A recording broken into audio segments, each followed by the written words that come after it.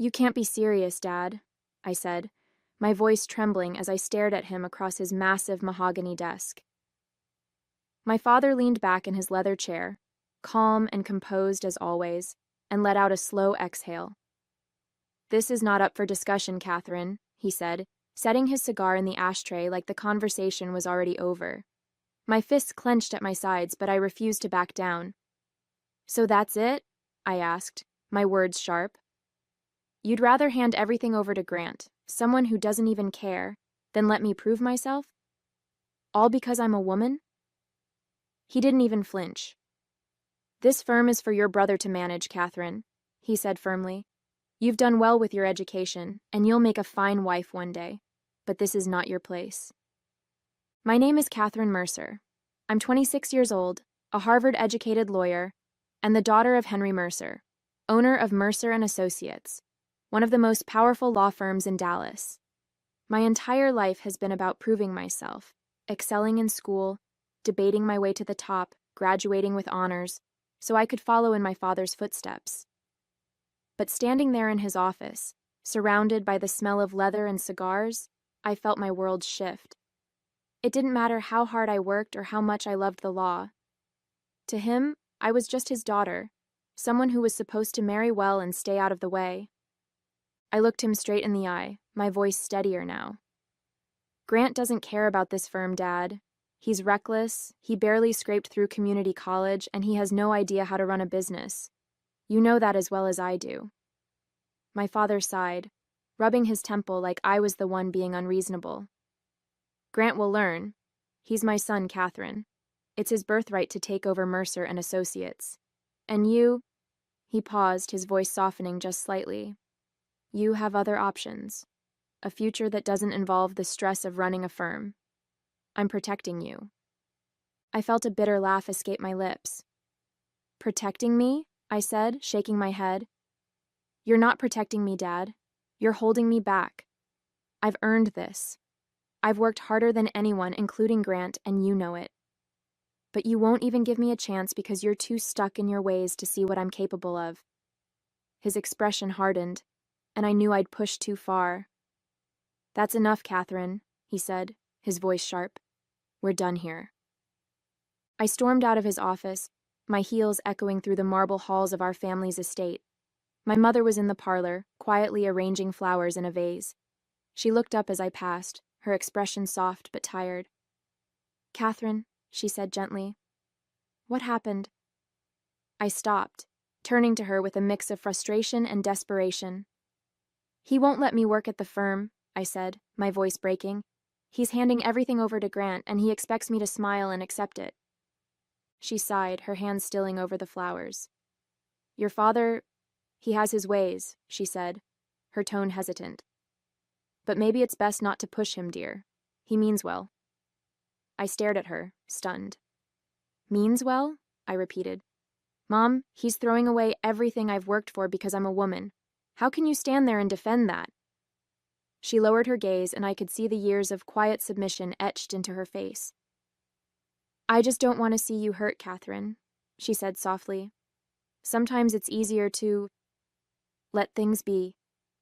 Her words hung in the air, and I realized in that moment that I was on my own. That night, as I lay in bed staring at the ceiling, the weight of my father's words pressed down on me.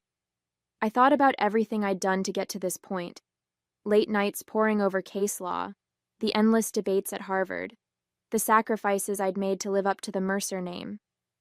And for what? To be told I didn't belong? That my only value was to marry into another powerful family? The thought made my stomach turn. The next morning I was halfway through packing my suitcase when the door to my bedroom creaked open. My mother stood there, her face pale and confused. Catherine, what are you doing? She asked, her voice laced with worry. Before I could answer, my father appeared behind her, his brows furrowed in irritation. What's all this? He demanded, stepping into the room. Where do you think you're going? Grant showed up last, leaning casually against the doorframe, still in his robe. Packing for a vacation, sis? He asked with a smirk. I snapped the suitcase shut and stood tall, facing them all. I'm leaving, I said simply, Since I'm not welcome at the firm and apparently don't belong in this family's plans, I'm going to find a place where I do. My father's face darkened, and my mother clutched her pearls, looking like she was about to cry. Catherine, she said softly, don't do this. Let's talk about it. But I shook my head, my resolve unshaken. There's nothing to talk about. You've all made your priorities clear. My father's jaw tightened, and he stepped closer. Don't be ridiculous, Catherine, he said, his tone cold and dismissive. This is your home. Where else would you go? And for what? To make some sort of point? I met his gaze without flinching. Yes, Dad, I said firmly. To make a point. That I'm worth more than being pushed aside for someone who hasn't earned a damn thing. You made it clear last night that I have no place in your firm, so I'll find a firm that values what I bring to the table. Grant let out a low chuckle, shaking his head. You're really making a big deal out of nothing, Kat, he said, crossing his arms. You're throwing a tantrum just because Dad isn't handing you the keys to the kingdom? His smug tone pushed me over the edge. This isn't a tantrum, Grant, I snapped. It's me taking control of my life, something you've never had to do because everything's been handed to you. My father raised a hand, silencing us both. Enough, he said sternly. Catherine, you're not leaving. You belong here with your family. I shook my head, picking up my suitcase. No, Dad. I belong somewhere I'm valued, and clearly, that's not here. I walked past them, my suitcase rolling behind me as I made my way down the grand staircase. My mother followed, her voice trembling. Catherine, please don't go, she said softly. We can figure this out as a family. I stopped at the base of the stairs and turned to look at her, the woman who had spent her life swallowing her own voice to keep the peace. Mom, I said gently, I love you, but I can't keep pretending that things will change if I stay. They won't. My father stood at the top of the stairs, watching silently, his face unreadable.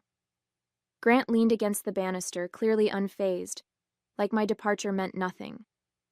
I opened the front door and turned back one last time. When you're ready to treat me like more than just a daughter who needs to marry well, you know where to find me, I said, my voice calm but firm.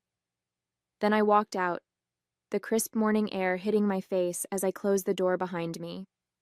For the first time in my life, I felt truly free. I didn't look back after leaving that house.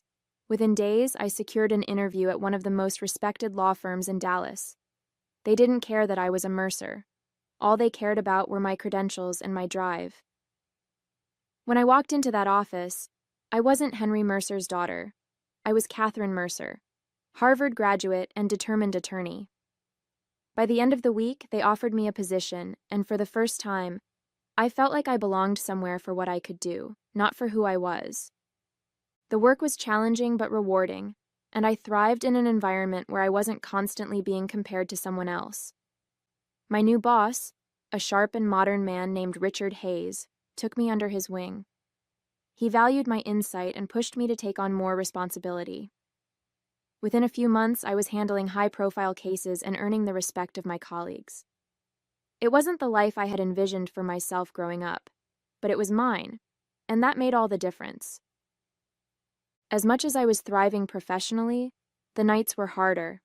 Cutting ties with my family wasn't easy, no matter how justified it felt.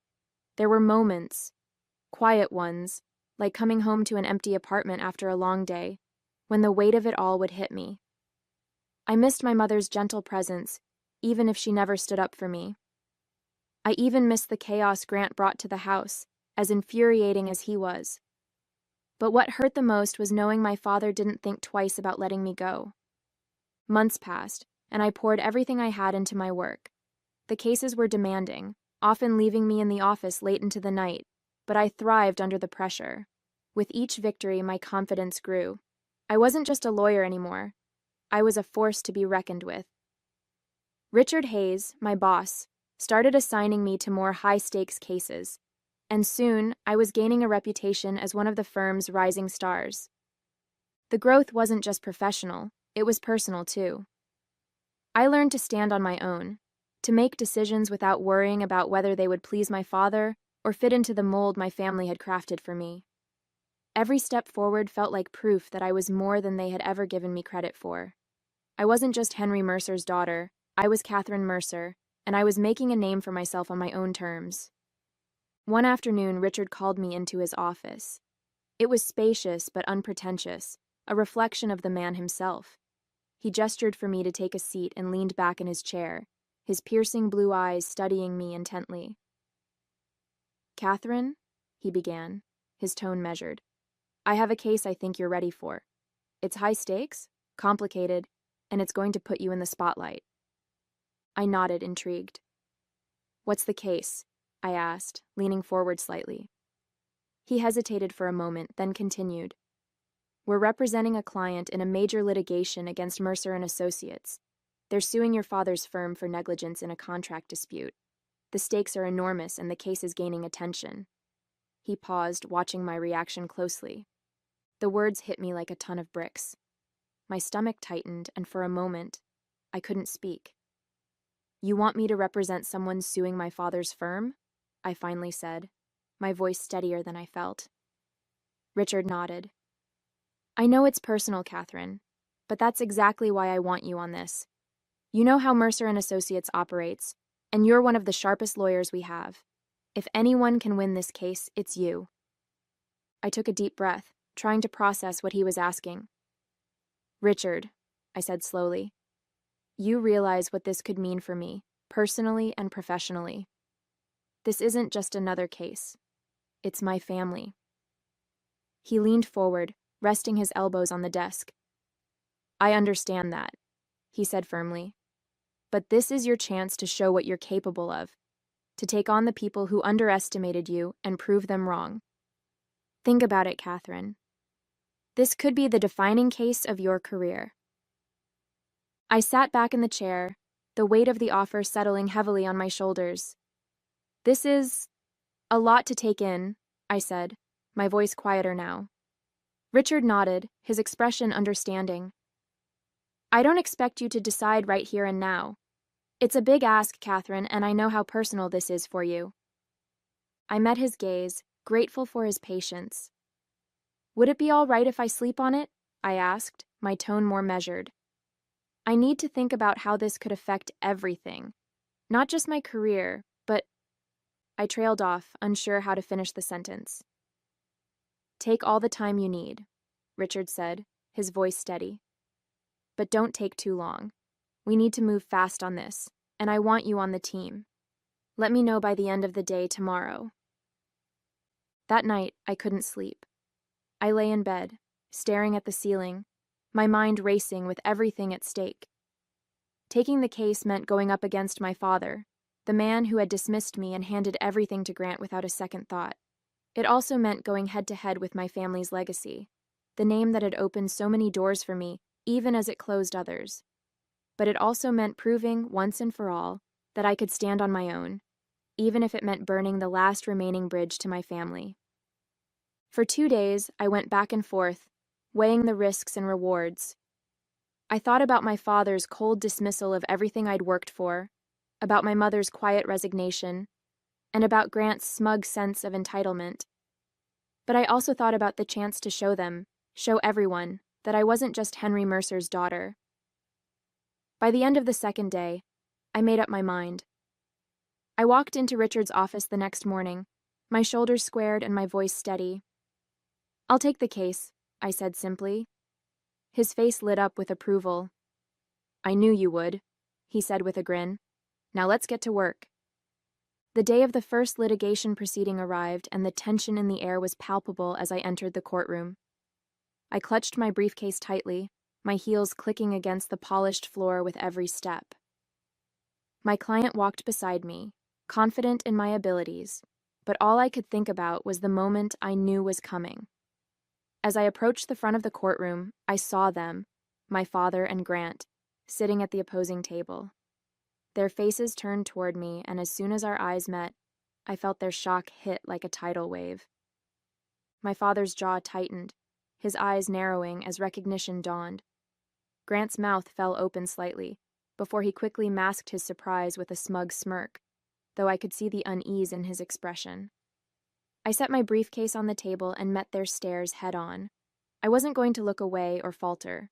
I was here to do a job, and nothing, not their surprise, not their disapproval, was going to throw me off. For a brief moment, my father's gaze softened, but he quickly composed himself, leaning over to whisper something to Grant. I didn't care what he said. I was ready. As the proceedings began, I slipped into my role seamlessly. Every motion, every argument, every document I presented was executed with precision. I kept my tone calm, my demeanor collected, and my focus solely on the case. When the judge addressed me, I responded with confidence, never faltering under the weight of my father's presence or Grant's smug glances. I wasn't Catherine, the daughter or sister in that room. I was Catherine Mercer, attorney for the plaintiff, and I intended to win. Even when Grant fumbled through his arguments, clearly unprepared, I didn't let it show on my face. I treated him as I would any opposing counsel, with respect but zero leniency. Every time he misspoke or misrepresented a fact, I countered with clarity, backing up my points with solid evidence and case law. My father sat quietly for most of it, his expression unreadable, but I could feel his eyes on me. It didn't matter. I wasn't there to earn his approval anymore. I was there to do my job, and I was doing it well. After a few sessions, it became painfully obvious, at least for my father and Grant, that I was dominating the case. Every argument Grant brought to the table crumbled under the weight of my counterpoints. His inexperience was glaring, and my preparation left him scrambling for answers he didn't have. My father tried to step in once or twice, but even he couldn't salvage the damage Grant had done. The tide was turning fast, and everyone in the room knew it. By the fourth session, their side proposed a settlement. I could see the frustration etched into my father's face as their counsel approached mine with the terms. After a few back-and-forth adjustments, we agreed to a resolution that heavily favored my client. As the paperwork was signed, I caught my father glancing at me from across the room. He looked defeated, maybe even regretful. Grant, on the other hand, avoided my gaze entirely, staring at the table like a chastised schoolboy. I didn't say a word to either of them. My work here was done, and I had proven exactly what I'd set out to. Usually, when a session ended, I would stay behind to wrap up with my client and exchange pleasantries with the other lawyers. It was something I always did, a small gesture of professionalism and respect, regardless of how contentious the case might have been. But this time, there was no opportunity. My father and Grant had already gathered their things and left the room without so much as a glance in my direction. No handshake, no word of acknowledgement, not even a curt, "Well done." It stung more than I wanted to admit.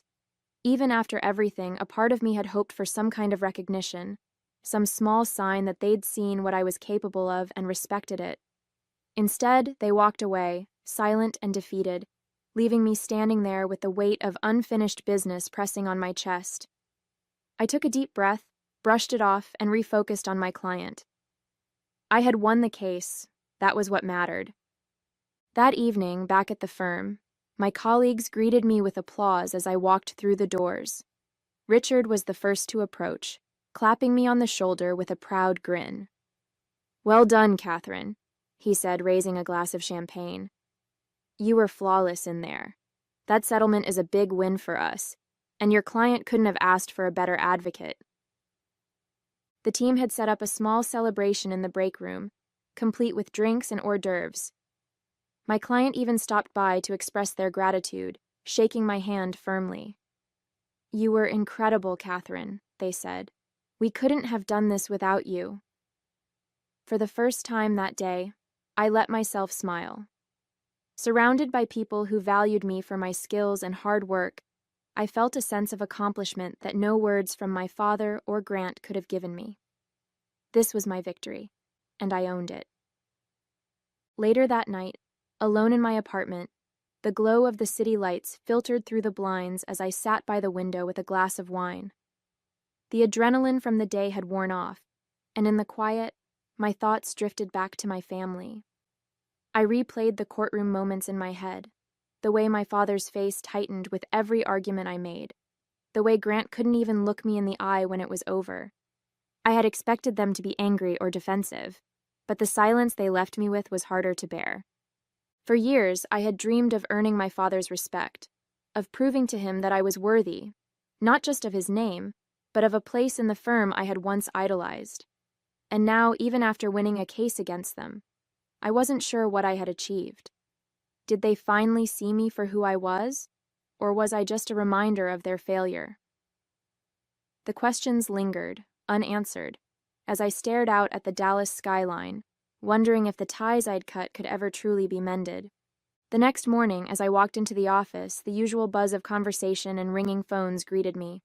I barely had time to settle in before Richard approached, a curious look on his face. "Catherine," he said, his tone cautious but warm. "Your father is here. He's waiting in your office." The words stopped me in my tracks. "My father?" I asked, trying to keep my expression neutral, though my stomach flipped. Richard nodded. "He came in about 20 minutes ago. Said he wanted to speak with you. Take your time. I'll hold your calls."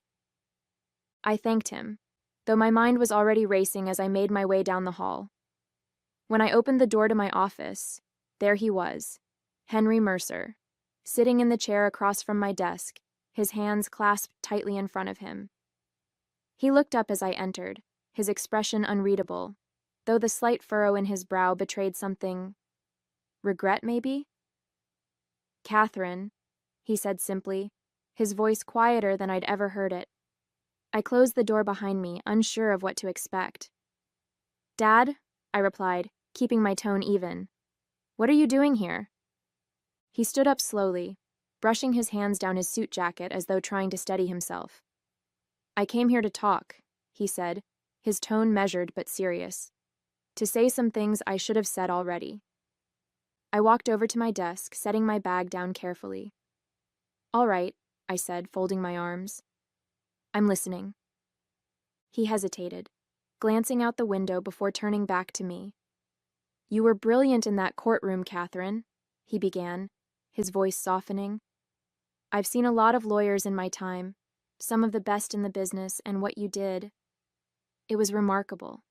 You were prepared, professional, and relentless. You left no doubt about who the better lawyer was."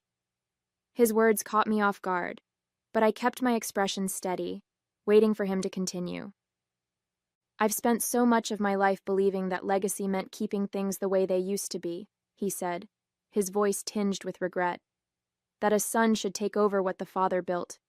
I thought I was doing the right thing, pushing Grant to step up, even when I knew deep down he wasn't ready, or willing."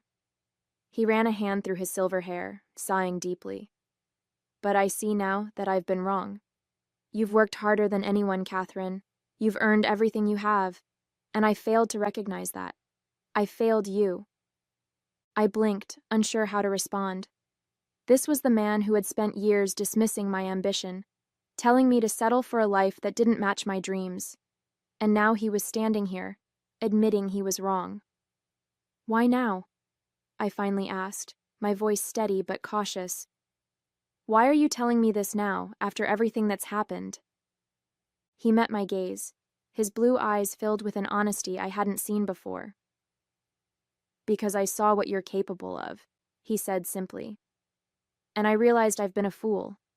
Grant isn't ready, and he may never be. But you've proven you have what it takes, not just to succeed, but to lead." He stepped closer, his tone almost pleading. "Catherine, I'm asking you to come back, to take your rightful place at Mercer and Associates. The firm needs you. I need you." The words hung in the air, and for a moment, I didn't know what to say. I had spent so long fighting for this moment, dreaming of hearing those words from him.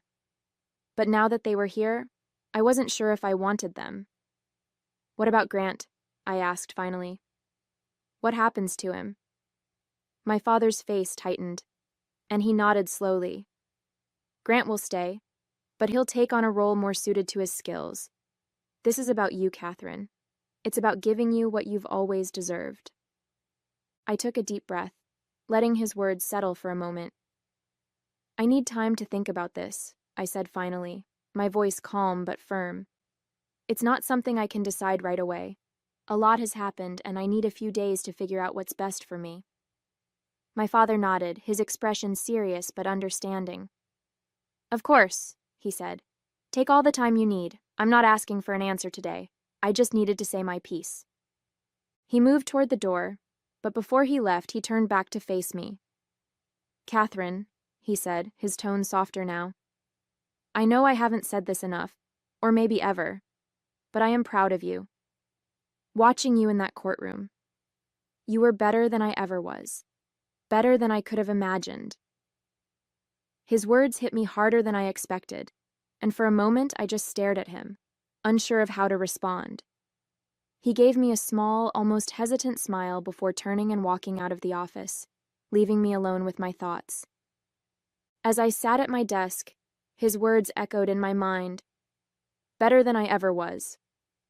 For so long I had fought to prove myself to him, to show that I was more than just his daughter, that I was capable, strong, and deserving of respect. And now, hearing those words, I felt a surge of pride that I couldn't ignore. This wasn't just about him anymore.